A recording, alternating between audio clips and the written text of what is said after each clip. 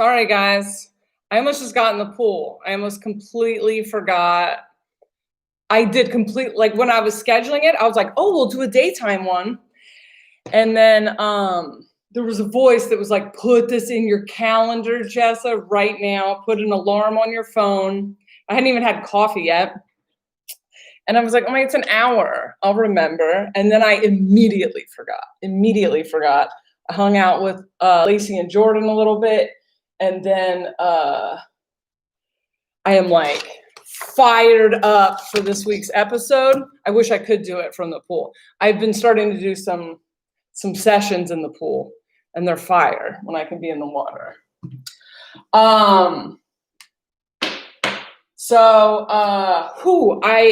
Cannot stop downloading. So a few things. Number one, I just realized this, and it's kind of dumb, but fun. So I changed the seasons to soberish kind of arbitrarily, not arbitrarily, like I get a vibe that it's time for a new season. But what I just now realized is these new seasons are like new seasons in my life. I'm sure they're new seasons for all of us, but when I changed from season 1, which was a month old, to season 2, soberish launched, and like my whole life changed around that. Then I changed to season 3. I put out an episode called You Are Here, and got the email from Mark that led to me and Mark meeting and my whole life changing with that whole thing. I ended up moving to Tennessee, all these things that I wanted to change about my household, all changed, everything else. And then I wanted to change to season 4 at the 1-year anniversary. And Mark was going to make a new song. And Ramin was going to make new art, but that stuff, it's art. So people need to be able to make it in their own time. So I was kind of just waiting. And then I don't think I'd asked Ramin for the art yet. And then when I did Balls Out Woo, I just felt credits rolling. So I was like, I have to end this season and start the new season. So I did Balls Out Woo. And then within 3 days, I got the horse strep. I got sick as hell.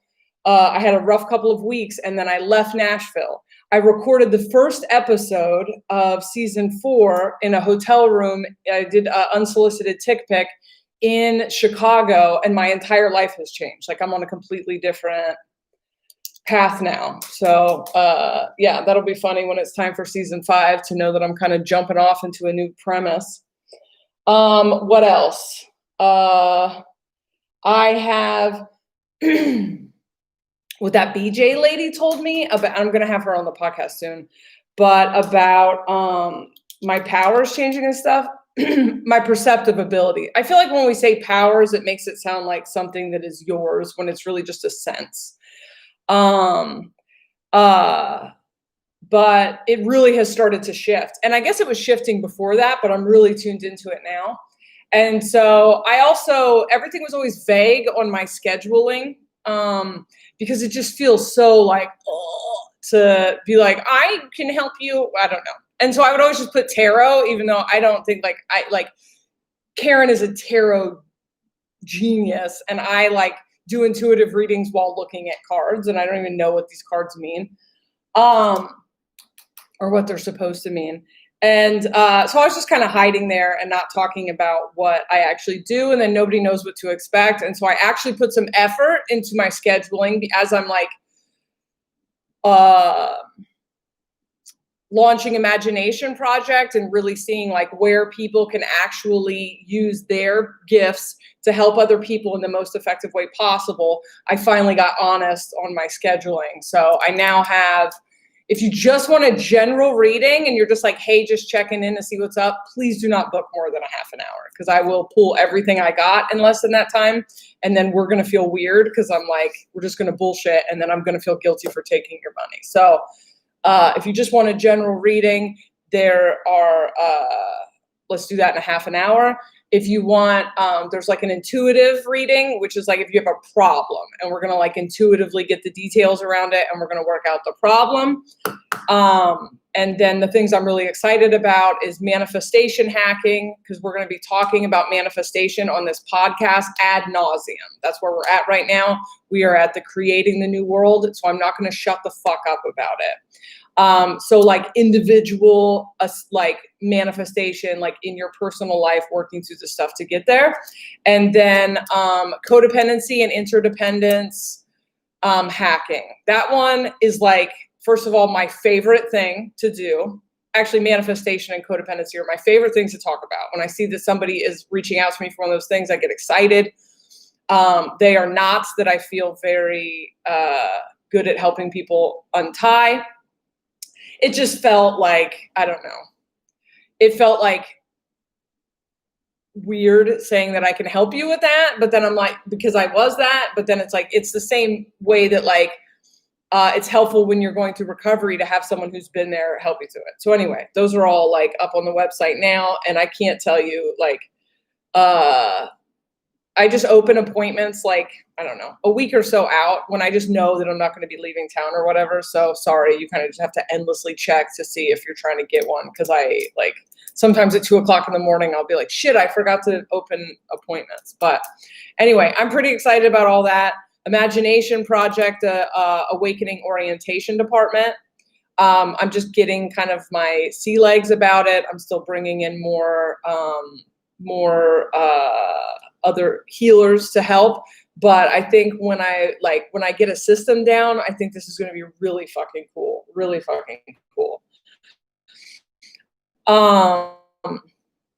All right. So yeah, I just like downloading this whole like kind of, I shouldn't talk about it beforehand because it'll probably not be as good as it feels like it's going to be, but kind of a new map or Interdependence Bill of Rights, but of manifesting. So that's what I was doing when I was not showing up for this live.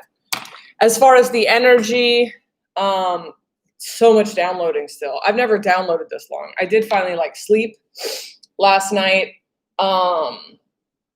I've been getting a lot of stuff about the split and how the split was never a permanent thing.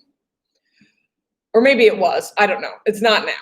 And I've been getting that for a while and it wasn't fully coming into things. So like imagine old Earth and new Earth split, and that's just a consciousness thing taking place kind of on the same physical plane. And we build the new Earth and then they just kind of transition to the new Earth.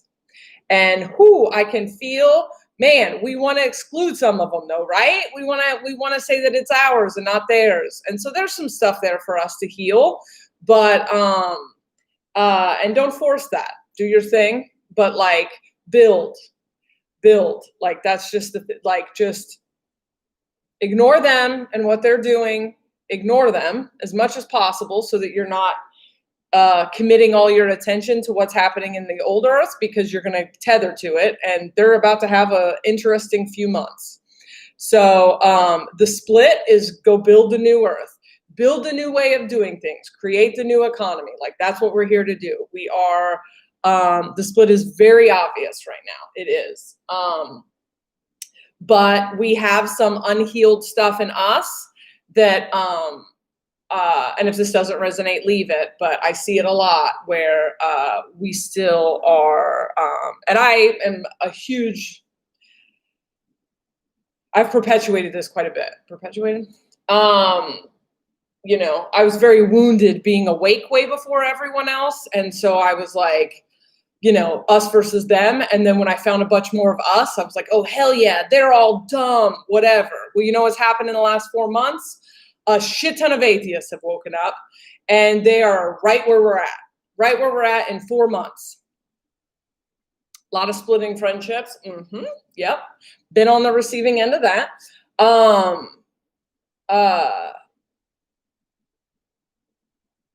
What was I saying? Oh, these atheists, right? You know me, I'm always fighting with the atheists. I'm always fighting with the atheists who've never said anything to me. I'm like the invisible atheist. So many atheists have woken up just out of nowhere and they're immediately just here where we're at. And that's the thing. When we do this work, like we change the paradigm and then it just brings people up into the clouds. And everyone wakes up how they decided to wake up, right?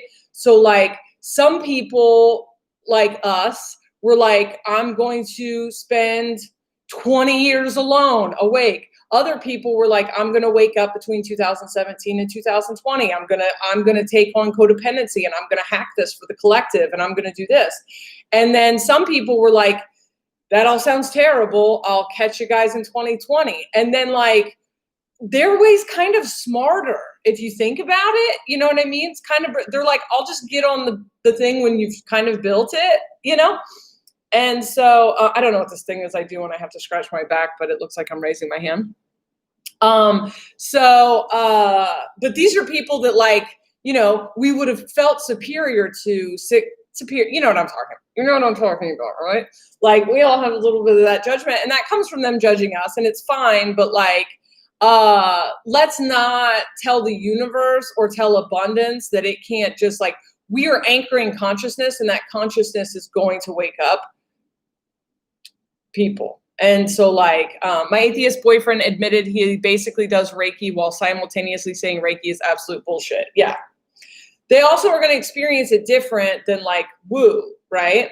A lot of woo stuff is like love and light and it's kind of toxic. So it's okay if people just step into 5D and they don't realize that 5D is a framework laid for them by other people. It's fine. We're building the world. We just want the new world, you know. I've always said that one day in the next couple of years, science and mysticism will merge and no one's going to say sorry to me. And that's like the joke, but it's also fine. It's fine. Funny you say this. I had just had a dream that the split happened and I ended up by myself watching others float away. Yeah, I just feel like the split narrative, because you can feel it. It's so obvious. If you try to talk to someone who chose a different timeline, it's like talking to Charlie Brown's teacher. But it just hasn't felt permanent to me when I'm like, release the people that are trying to hold you, whatever. It just doesn't feel permanent to me. It feels like you go this way, we go this way, and we meet here is like how it feels. And I've been getting a lot of these downloads. I got the download to not save anyone who doesn't want to be saved. If folks want to stay in their lower densities, we can't and shouldn't force them to come with us. Yeah, that's just going to get you looking crazy. Find people you resonate. Stop fighting with people you don't resonate with. Stop evangelizing to people we don't resonate. Like we have tribe. Like now we have community, and like even within the community, we just don't have to. We don't have to convince anyone of anything else. We're trying to learn how to have this like internal experience projected outward, rather than all of this. Like this is what this energy feels like when we're trying to. It's codependent. PSI becoming mainstream with stuff like Third Eye Spies was very helpful. Yeah. Is that Psy? Not sure what that dream meant for me. Yeah, I think there's a lot of like, there's splits that I didn't think were going to happen. And then I just let them happen. And I'm like, oh shit, this is so interesting. But it's all still, even the people we can't stand are still little perspectives coming off of the same like galactic, gigantic, highest dimensional being. Download Jesse, you are killing me. So funny. Yeah, it's a lot. It's a lot. Imagine being trapped in this house with me. I thought I'd get into science to prove my points, but it only brought me here. That's how I learned astrology. I learned astrology because I'd been saying as a Christian that it was demonic for years. And then someone was like, how is it demonic? And I was like, fuck. So I had to look it up and then I was like, oh, this is just kind of like makes sense. I was told there are awake and unconscious animals out here too, and they are part of the clump of beings being kicked off the earth. Damn it, Ashley.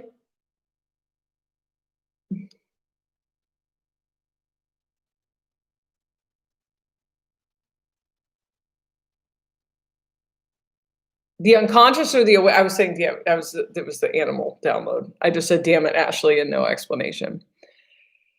Do not evangelize. That's old world nonsense.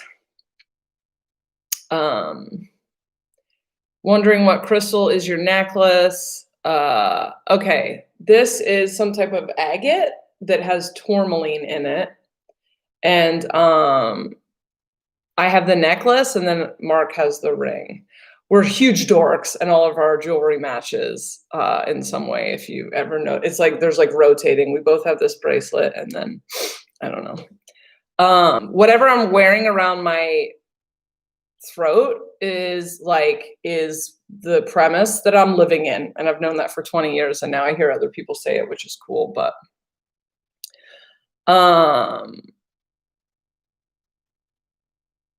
I don't even know what the tourmaline does. I also don't know what any of the stones mean. I just get them, or usually people buy them, or like give them to me, or like I stumble across them, or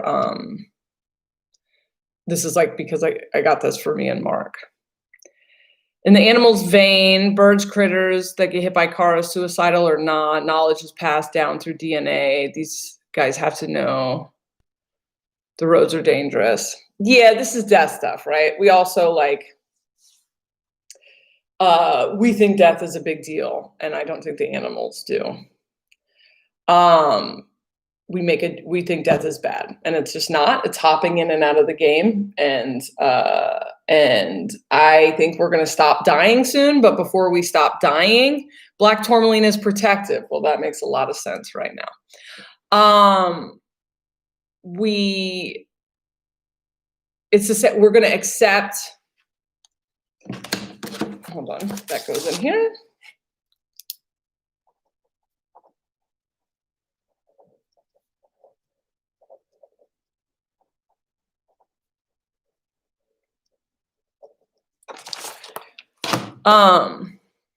Yeah, death is just, they don't care. Like, we shouldn't care about death. We got those it had to have been like religion that created this heaven and hell concept or whatever. That's like extreme attachment to your physical body. I don't think we're gonna die. Like, I just started seeing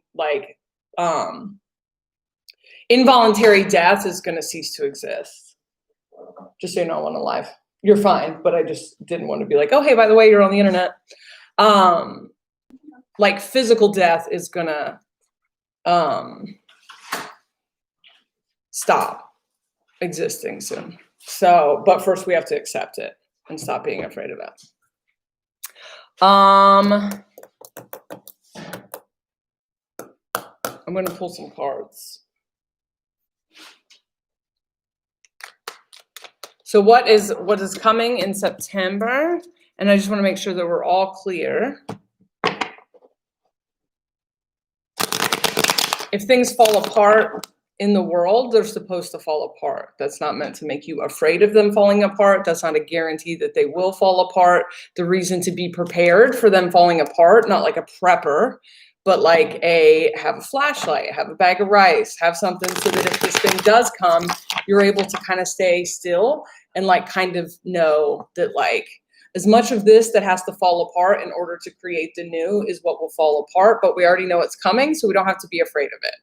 It also might just fizzle. Jupiter gets out of retro on September 13th. What does that mean to you? I don't know that much about astrology. What I get is like mid-September to mid-December is going to be the worst of it. For me, since the first death energy, I was told that for us, it wouldn't be the worst of it because we would have figured out how to stay on a higher timeline while it does it. You don't have to identify with the collapse. You have been disconnecting from the thing collapsing for years, most of you. So like, you don't have to go down with the ship. Most of you are having an all right time.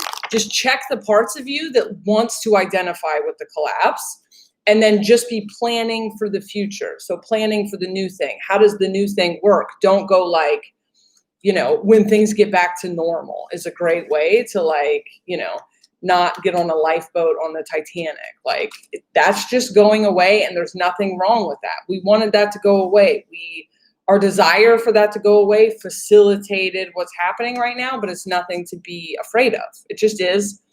And create the new world. Create the new world. Put all your focus into creating the new world.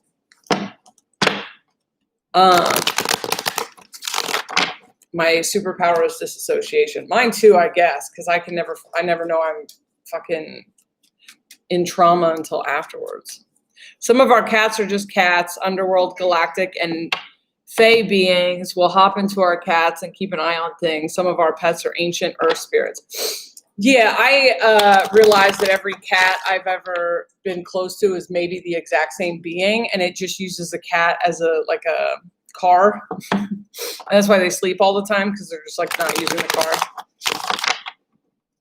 car. Jupiter is the is it benefic? Is that how you pronounce that?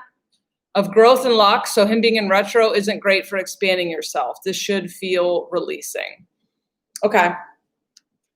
And then we've got Uranus in retro. Astrology is not my thing. I mean, it's, I don't feel educated enough to talk about it, but it's just September to December is the next big death thing. And I think every time we go into a death day, so that's the split. And that's just people identifying with the old thing and people not identifying with the old thing. That's it. We're not better than them. We're not. It's just like, how much do you want to identify with the old thing? I see people who want to identify with the old thing because they feel guilty about not having a hard time right now. That's the split. I don't think the split's permanent, but we have to get to work building the new thing so that the people losing things right now have somewhere to go. Yesterday, I couldn't get my butt out of bed to save my life. I've been run down and perfected the art of snot crying. I think we all were just like, I felt like I was wearing a 300-pound lead vest yesterday. I was like beat, but I had been working like crazy. And I got a super long night of sleep, and then I am back to being cracked the fuck out.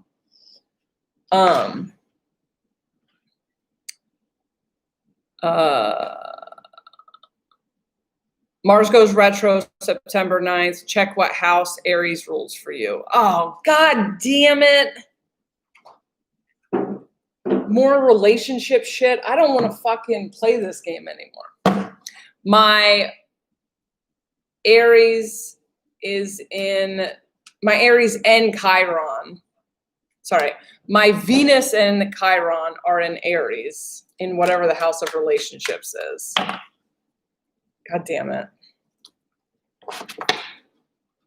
Poor Mark.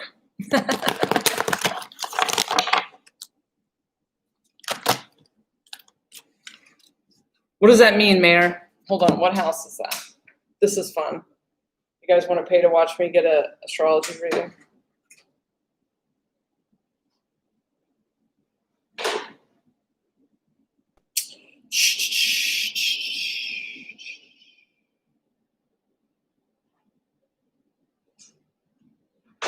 It's in my 7th house. Yeah.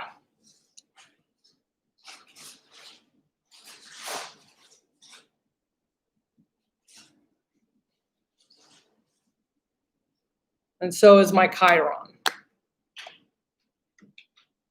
Oh no, you retracted a message. What did it say? That I'm fucked?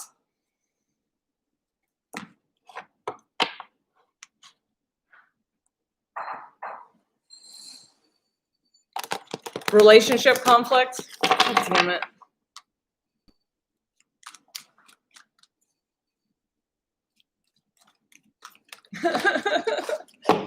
Oh, it doesn't have to be romantic, right?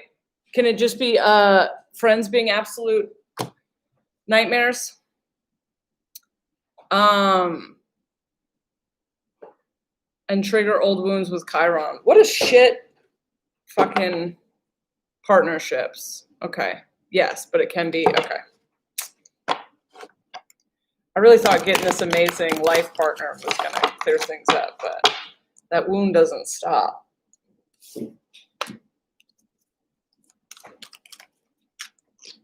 I think I'm in, because my Chiron's in Aries, I think I'm in just 9 years of this shit, but I guess it makes sense because we're all trying to heal this stuff.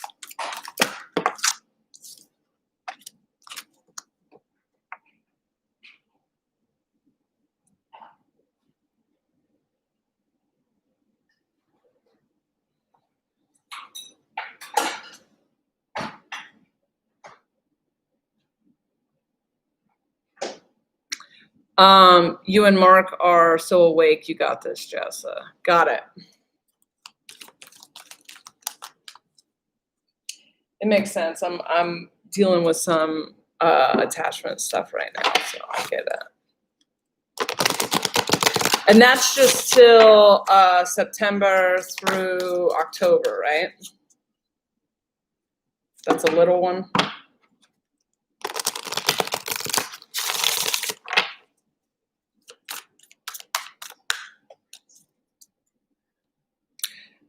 Maybe hot and heavy in the right ways if you can take advantage of that wartime energy. All right, cool. That's better. Hold on, let's see how. So do you guys get how to look this up? Wherever in your chart,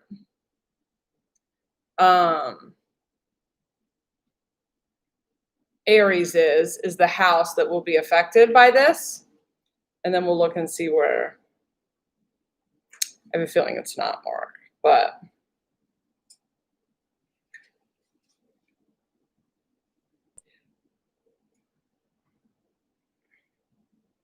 Well, Mark has no planets in Aries. That's positive for this now.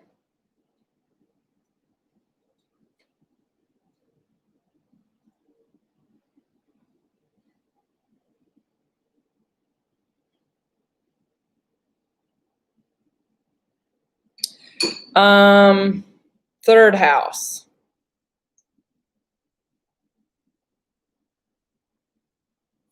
What's the third house? This is funny. Sometimes people think I know astrology.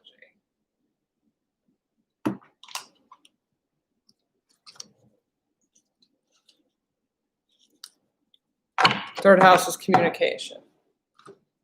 All right.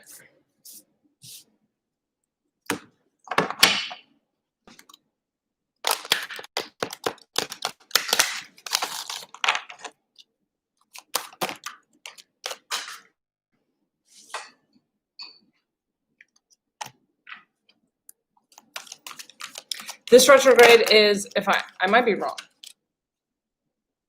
September 9th through November 18th.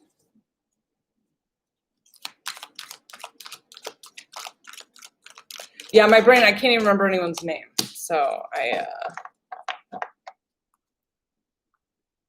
it's not my,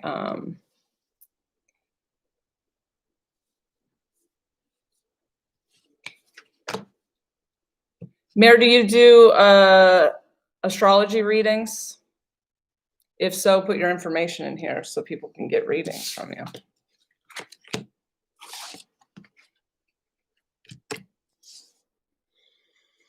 All right.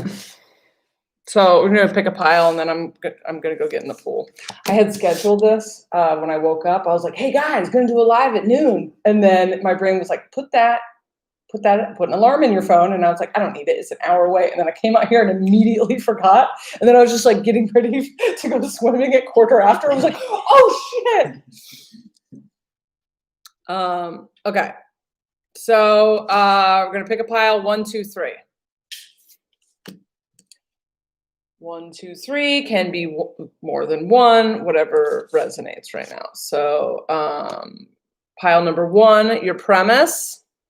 Thing that you're working on right now, thing that you're thinking about is soul tree. For me, who knows what this card actually means? There you go. There's Mayor's information if you want to get an astrology reading. For me, this is a lot about community and connecting to other people to carry out the thing that you want to do. Soul tribe. This card.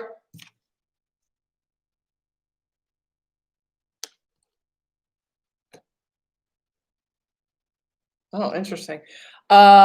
Discipline is the energy that you're working on. So my definition of discipline is a lot different than the hamster wheel propaganda version of discipline. So we were taught our entire life that discipline was a virtue, and that virtue was forcing yourself to do something you don't want to do any day.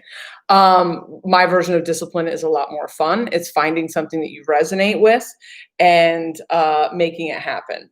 And it says on this card, I can accomplish what I set my mind to. So this is just like more fun than what we've been told. So if you find the thing that you're passionate about, if you find the people that you want to carry something out with, and they don't have to be people you're carrying something out with forever, But then discipline feels different. Discipline is like you're excited. You can work around the clock because you love it, not because you're supposed to or you're bad if you don't. This card I want to tell like everyone, this is the advice, but this is the advice for this group in particular, which is listening for truth. Use your discernment with people, use your discernment in the world. One thing that I just like kept getting, and I talked about all the way back at the beginning of Soberish last year, is that reality is going to become increasingly, the collective reality is going to become very, very kind of gaslighty. You have to like, what do you feel? What feels true? Does this feel true?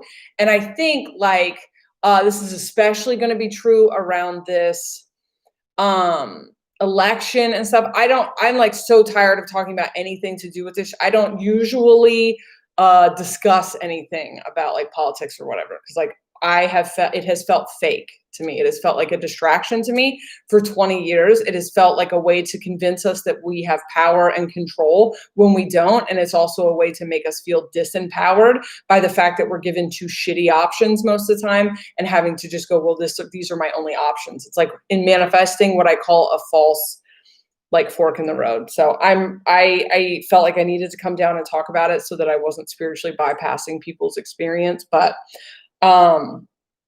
I think there's going to be a lot of stuff that feels, if you tap into your discernment, or as Lacey would say, if you tap into your body, it's going to feel not true. And that's what we have to listen to. Like what feels true. Because, and I don't know if this is because of the split or what, but there feels like a lot of like, not true things. And that's not to send anyone down a conspiracy rabbit hole. I think it's probably just the split where like, don't tap into the reality that's being presented to your physical senses. Pay attention to your higher senses. Yes, it's bread and circus for the masses. It's an ancient trick, but still works on most people. Yeah, you're a god. You're here to create reality. Don't let somebody else tell you what you're creating. All right, so second, I don't know why I'm flailing with these cards right now. Obviously, I told you I'm quitting the cards. Second premise is alignment. I kind of want to like break down, I just want to bullet point everything all the time, but like the process after all this intense download energy where people go, I was doing so good and now I'm stuck, like is integration. Alignment is a great way to describe it as well, where it's like you're taking in all of this light and all of these codes and all of this information, and then it has to integrate, and like your beliefs and habits, they have to come in alignment with this. And so that's when we go back into the trauma and we start working through our shit, or maybe projecting onto other people because we're doing this work. So for those of you, this feels like I'm telling you that you're going into this, okay? But some of you might feel like right now, how come everyone's in big download energy and I feel like I'm down in the muck? It's this. But for others of you, you're going into this. Alignment is like what we're in right now with all this download energy. It's so exciting. It's fun. It is my favorite part. I'm not going to lie. I like speed, so I like the manic part. But the power is very elusive in this until we have integrated it into our entire being. So this is a positive thing, and this is how you do this work, you get back to the download energy.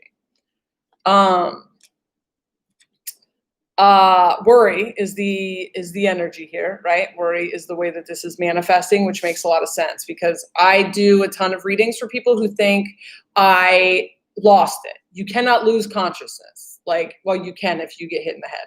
You cannot undo the work that's been done. You're just integrating. But also, I think this is a big energy blocking people who are trying to manifest right now. This is group 2. Yeah, sorry. So group 1 is soul tree, building connections, community. Group 2, you're in alignment energy. And like I said, you can be more than one of these. This worry stuff, I'm feeling on the manifestation. So we are going to get into that this week on the podcast, where it's like, set it and forget it. And then I'll tell you, for me personally, once I'm knocked off my square and I'm like when I'm creating something, it shows up usually within 24 hours of me going, okay, I probably should come up with a plan B. But I don't like, if rent's due on the 1st, like I don't really think that until the 2nd. And then it goes, okay, psych, here it is. But I feel a lot of people like did the cups and then have been staring at their cups this whole time. That's not how you create. Because when we do that, we are trying to prove that it doesn't work. Like that's what that energy is. When I manifest something, I set it and forget it, and it'll show up when I need it, and I don't do that. Now, that's because I've spent a long time working on this, so I get why we're doing this, but we have to clear this part of us that wants it to not work. There's a story in a lot of us that's like, this doesn't work for me. This works for other people. It doesn't work for me. So that's one way that this worry can manifest. But for a lot of people, it's just, there's a cyclical nature of integrating light. And sometimes we worry that we've lost something, or I'm not going to get to go on the split, or I'm not good enough, or anything else. So watch out for those. Yeah, this is a lot of manifesting here for you guys. Come to life. So be the thing that you created. All right. Sometimes that masculine manifesting is like a feminine energy, right? Because you're receiving things. You have all kinds of things to clear around worthiness and like vulnerability to receive. And then the masculine energy just doesn't shut the fuck up. Give it something to do. Do some actionable manifestation things. Build a website for the business you're trying to create. Open a bank account for the money you're trying to receive. You know what I mean? Give it some busy shit to do other than running its fucking mouth about how it's not going to work. All right.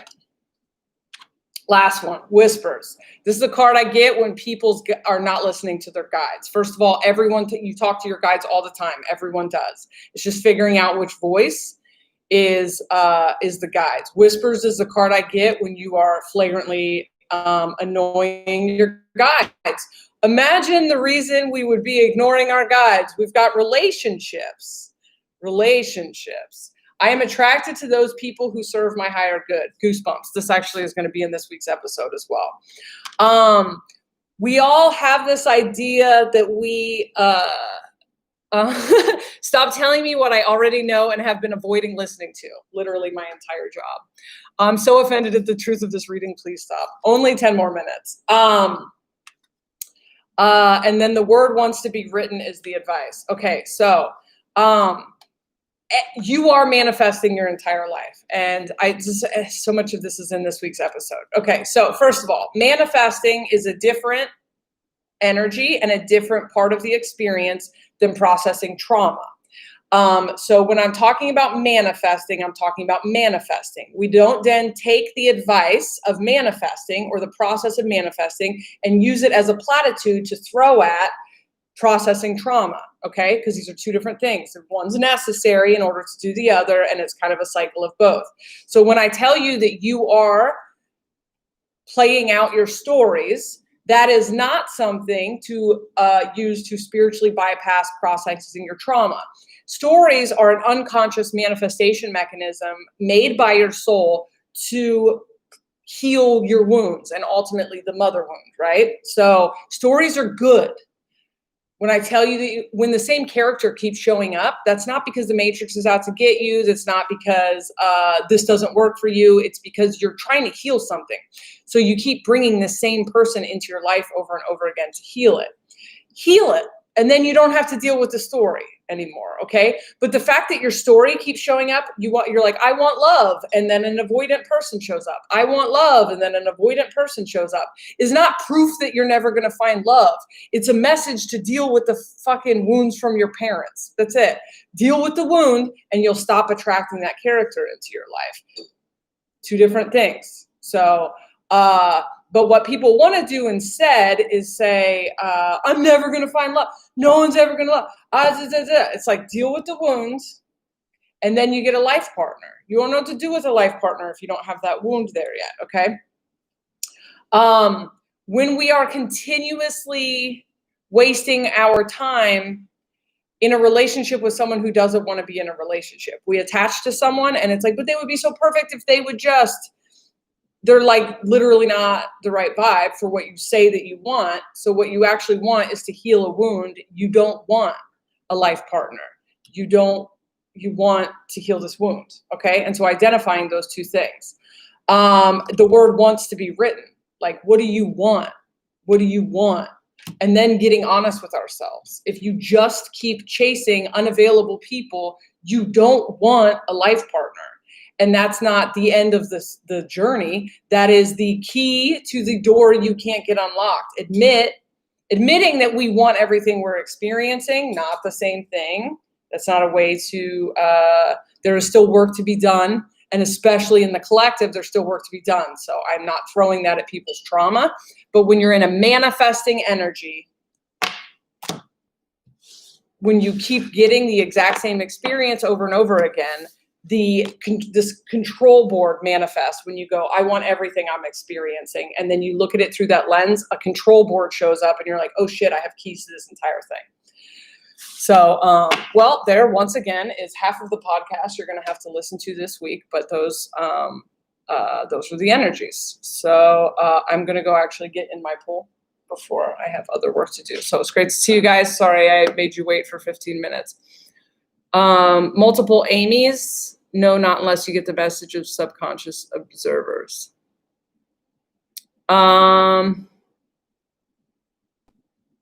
Free astro readings from Mare. If you want to know how Mars and Aries may affect you. Love you guys. Have a great day. Go get an astro reading from Mare. See you soon.